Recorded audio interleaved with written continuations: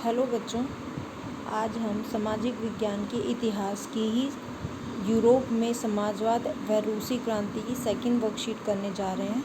ये वर्कशीट रूसी क्रांति का भाग 1 है। इसके बाद जो वर्कशीट आएगी वो भाग 2 होगा। इससे पहले जो वर्कशीट हमने वर्कशीट नंबर 22 पढ़ी थी, उसमें हमने पढ़ा था कि समाजवाद किसे कहते हैं और समाजवाद में वो क्या क्या चीज़ें हैं जो आती हैं।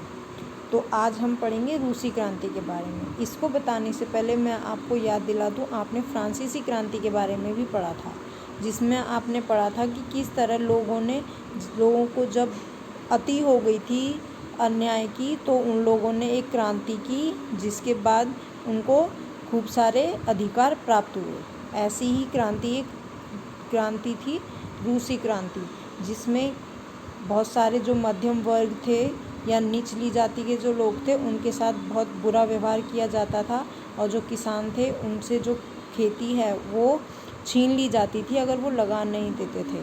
तो उसी के बारे में आज हम पढ़ेंगे। तो चलिए शुरू करते हैं।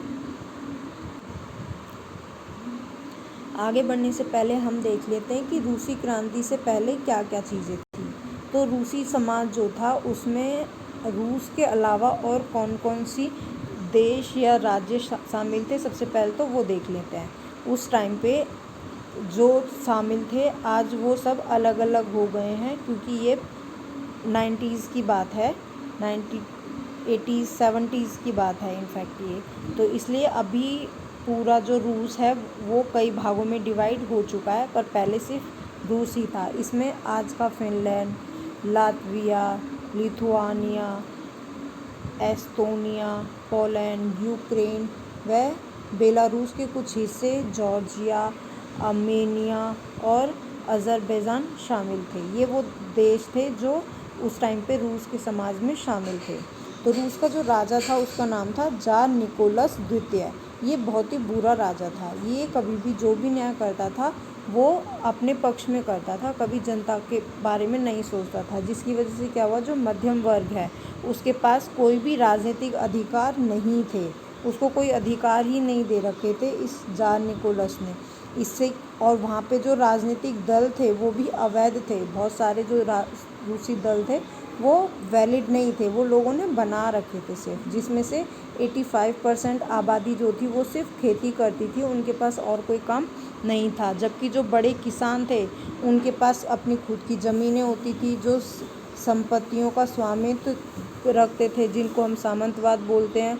और जो रूढ़िवादी थे उनके पास अपनी अपनी संपत्तियां हुआ करती थी, जबकि जो मध्यम वर्ग के लोग थे उनके पास बाकी अधिकारों के साथ साथ ज़मीन का भी अभाव था। और इससे क्या हुआ कि किसान और ज़मींदारों के बीच अच्छे संबंध नहीं होते थे, क्योंकि किसान ना अक्सर लगान, जिसको हम टैक्स बोलते हैं, वो दे नहीं पाते थे, जिसकी वजह से जो ज़मींदार या सामंत होते थे वो उनकी ज़मीनें छीन लेते थे, और इससे किसान विरोध करने लग जाते थे।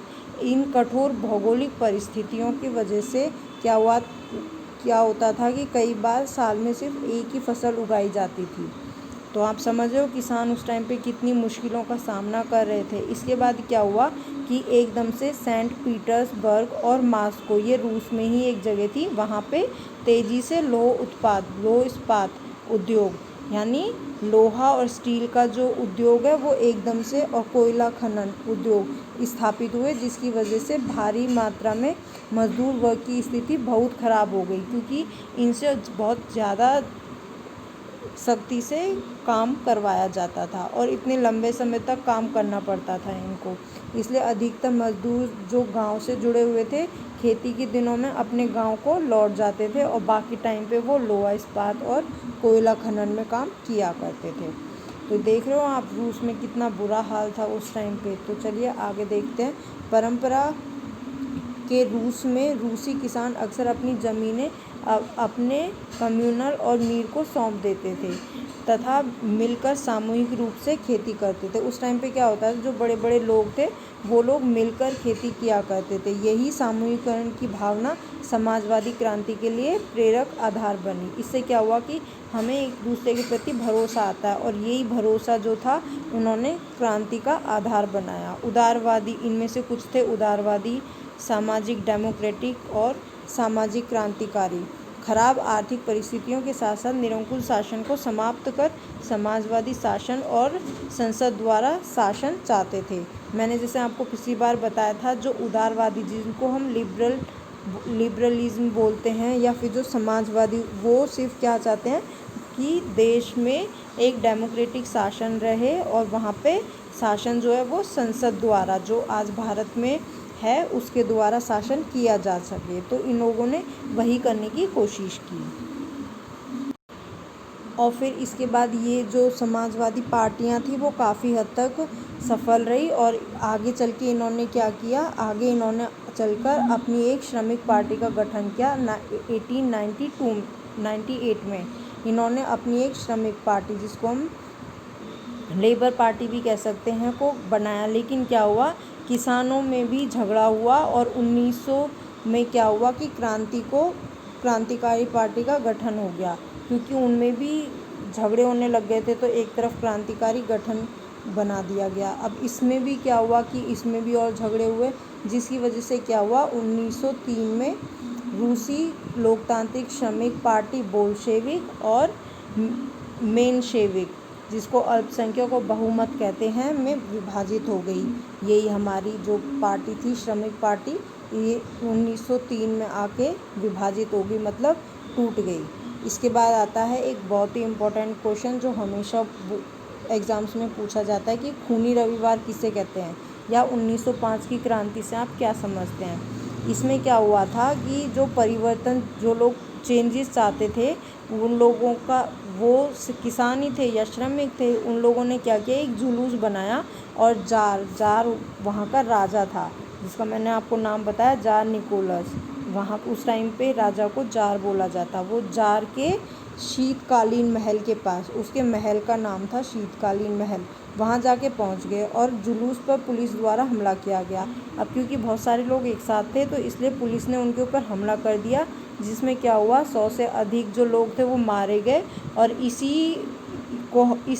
ये जो घटना हुई थी, इसी घटना को हम खूनी रविवार के नाम से जानते हैं। इसके बाद क्या हुआ, क्रांति के दबाव में आके, और इसी दबाव में आके जो जार निकोलस था, जो राजा था, उसने क्या किया, संसद का निर्माण कर दिया। उस टाइम पे फ्रांस में संसद को हम ड्यूमा बोलते थे। क्या बोलते थे, ड्यूमा। और उसका निर्माण कर दिया। और ये संसद कौन चाहता था, जो उदारवादी थे वो चाहते थे कि रूस में उस टाइम पे संसद बने, और उन्होंने बनवा दी, चाहे वो खूनी रविवार के बाद ही क्यों ना हो। इसके बाद क्या हुआ, ये सारी चीज़ें तो हो गई, लेकिन रूस के ऊपर एक और चीज़ आई। उसी टाइम पे प्रथम विश्व युद्ध स्टार्ट हो गया। अब आप लोगों को पता होना चाहिए प्रथम विश्व युद्ध कब स्टार्ट हुआ था और ये कब तक चला था। प्रथम विश्व युद्ध स्टार्ट हुआ था 1914 से और ये चला था 1917 तक। ये काफ़ी लंबा चला था। इसमें रूस को काफ़ी जान माल की हानि हुई थी। इसमें जर्मनी और ऑस्ट्रिया की जो सेना थी वो बहुत बुरी तरीके से हार गई थी। और 14 से 17 के बीच में युद्ध में खेती और उद्योगों पर भी काफ़ी प्रभाव पड़ा था, क्योंकि मज़दूरों की कमी हो गई थी। जितने भी मज़दूर थे उनको ज़बरदस्ती सेना में भर्ती किया गया था। और अगर सेना में हम किसी को भर्ती करेंगे तो उनके खाने पीने का भी सामान हमें ले जाना होगा। अब जो किसान थे उन्हीं को सेना में भर्ती कर दिया, तो उससे क्या हुआ, खेती तो बंद हो गई। अब खेती बंद होगी तो जो अनाज था उसकी पूर्ति नहीं होने लगी, अब उसका अभाव होने लग गया। उसकी वजह से जो आम लोग थे उनमें अनाज की भारी कमी आ गई और सैनिक भी युद्ध नहीं लड़ सकते थे। और अब सैनिक भी क्रांतिकारियों का साथ देने लगे थे, क्योंकि वो भी अब जब युद्ध ही नहीं लड़ सकते तो क्या करें, वो भी क्रांतिकारियों का साथ देने लगे। तो इस तरह आप देख सकते हैं कि रूस में किस तरीके से समाजवाद का गठन हुआ और किस तरीके से उसके बाद वो टूट भी गया। और फिर उसी टाइम पे प्रथम विश्व युद्ध होने की वजह से रूस पर इसके बहुत बुरे प्रभाव पड़े। तो चलिए अब क्वेश्चन आंसर्स कर लेते हैं। इसमें पहला क्वेश्चन है, रूसी साम्राज्य में कौन कौन से क्षेत्र शामिल थे। तो इसका तो आप बता सकते हो, यहाँ पे जो पहली 2 लाइनें हैं ये तो इसका आंसर है। इसके बाद भी मैं आंसर्स आपको दिखा दूँगी एक बार। दूसरा क्वेश्चन है, रूसी क्रांति से पूर्व रूसी साम्राज्य की सामाजिक व राजनीतिक दशा कैसी थी। आपको बताना रूसी क्रांति से पहले उसकी सामाजिक और राजनीतिक दशा कैसी थी। इसका आंसर यहाँ पे आपको मिल जाएगा। पहले का आंसर तो है ये वाला, मैंने आपको बताया रूसी साम्राज्य में कौन कौन से क्षेत्र शामिल थे, तो रूसी साम्राज्य में ये वाले क्षेत्र शामिल थे। आप यहाँ से देख के लिख सकते हो। इस वीडियो को पॉज करना और यहाँ से ये दोनों के क्वेश्चंस के आंसर निकाल देना। जैसे मैंने आपको बताया था, ये है हमारे दूसरे का आंसर, रूसी क्रांति से पूर्व रूसी साम्राज्य की सामाजिक व आर्थिक दशा कैसी थी। तो ये इसको आप यहाँ से नोट डाउन कर सकते हो। ये है यहाँ तक का। और हमारा जो तीसरा क्वेश्चन है वो है फ्रांसीसी क्रांति तथा रूसी क्रांति में क्या अंतर है। तो ये इसका आंसर ये रहा। ये टेबल आपको पूरी बनानी है और एज इट इज़ आपको अपनी कॉपी में लिखनी है। इसके बाद आपका जो फोर्थ क्वेश्चन है वो है युद्ध में किस देश की जनता पर क्या क्या प्रभाव पड़े। तो इसका आंसर आप यहाँ से देख सकते हो। इसके बाद किसी को कोई डाउट हो तो आप पूछ सकते हो। वीडियो को पॉज करके आप आंसर्स लिख के मुझे भेज दीजिए। Thank you.